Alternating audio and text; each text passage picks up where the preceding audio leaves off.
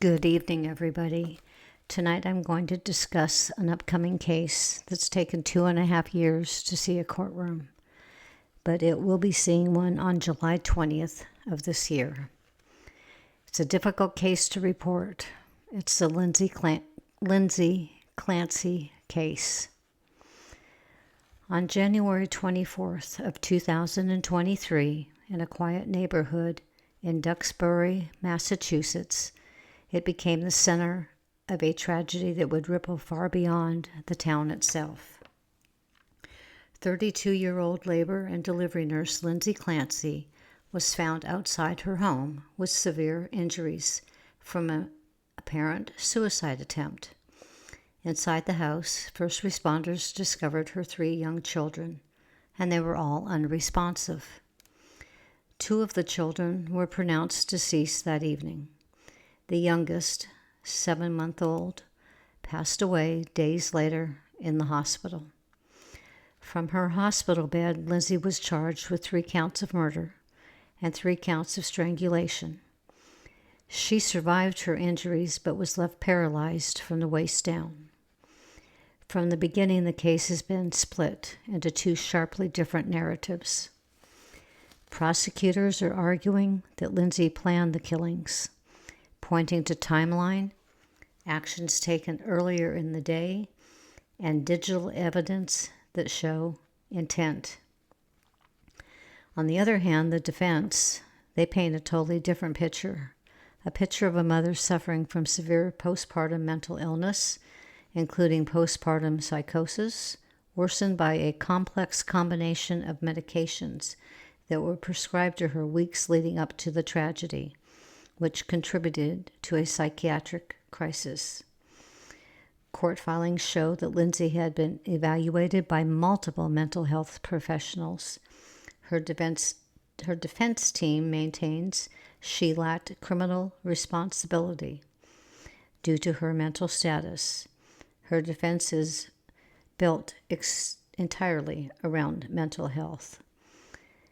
Over the past 2 years, the case has grown into one of the most closely watched in Massachusetts.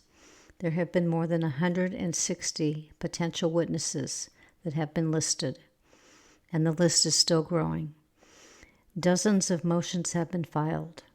Psychiatric evaluations have been performed, medication records have been obtained, and expert testimony have all become central to the case.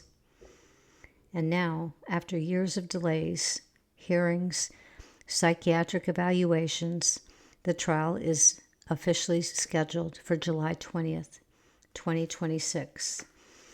Lyndsy Clancy has pleaded not guilty. The case remains active, and the upcoming trial is expected to be long, complex, and emotionally charged, not just for the families involved, but for the broader conversation around postpartum mental health and criminal responsibility. The mental state of Lyndsy at the time of this incident is indicated that she was going through severe postpartum depression, possible postpartum psychosis, rapid medication changes in the weeks leading up to the incident, multiple psychiatric evaluations confirming that she was not stable. She was suffering from anxiety, panic attacks, and other disorders. These are all documented reports. She also suffered from having intrusive thoughts.